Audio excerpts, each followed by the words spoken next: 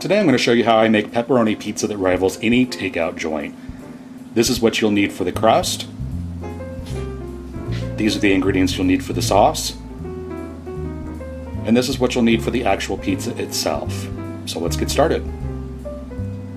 In my stand mixer here, I'm going to add 2 tablespoons of sugar and 3/4 of a cup of warm water, about 110 degrees or so. And I'm just going to stir that up to dissolve the sugar a little bit. And then I'm going to take 1 teaspoon of active dry yeast and I'm going to sprinkle that on the top. And I'm not going to bother to stir that in. I'm just going to let it bloom right on top of the water like that. And after about 10 minutes, it'll be nice and foamy. I'm going to add in 1 teaspoon of salt and 1 tablespoon of extra virgin olive oil.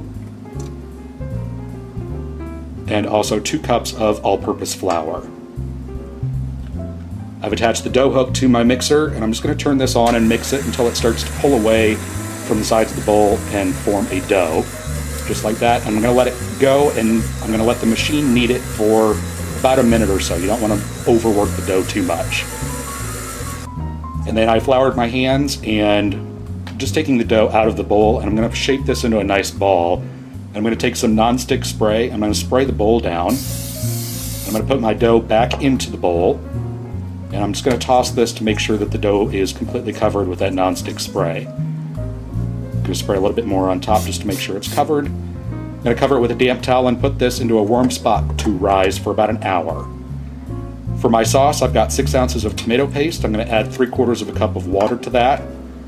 I'm going to add in 1 teaspoon of basil, 1 teaspoon of onion powder, half a teaspoon of salt, half a teaspoon of oregano, and half a teaspoon of garlic powder. And using a whisk, I'm just going to whisk this together, and I'm heating this over medium heat, and you want to continue to stir this as you're heating it. And once it gets nice and bubbly, I'm going to turn the heat off, and I'm going to stir in 1 tablespoon of freshly grated Parmesan cheese. You just want to mix that in until it's melted, and then you want to set this off to the side and let it cool completely before you use it.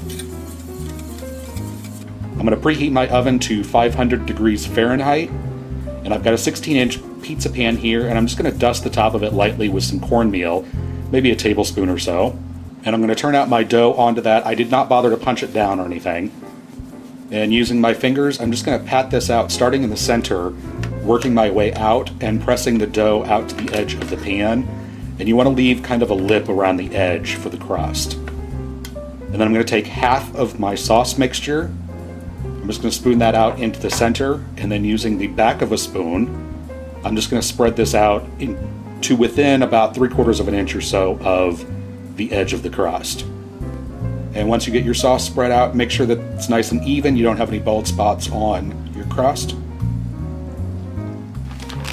And then you want to take your mozzarella cheese and just sprinkle this onto the top. And you want to make sure that you get the cheese all the way to the edge of the sauce. You don't want to cover the crust, but you want to cover the sauce with your cheese. And then I'm going to take my pepperoni, and starting on the outside, I'm going to place a row of pepperoni. And I'm keeping the pepperoni relatively close to each other because they do shrink up when they bake. And I'm going to go around and continue filling in the center, kind of overlapping the slices, so it looks like that. And I'm going to place that into the oven and bake it for 7 minutes until it's nice and golden brown and looks like that. And then I'm just going to take my pizza cutter and slide it underneath and around the edge and make sure that the pizza's not stuck to the pan, and it shouldn't be with the cornmeal.